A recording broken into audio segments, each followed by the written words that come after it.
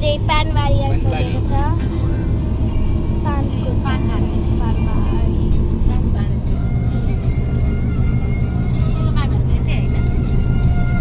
यहाँ चाहिँ हाम्रो स्कुलमा काम गर्ने मिसको घर छ।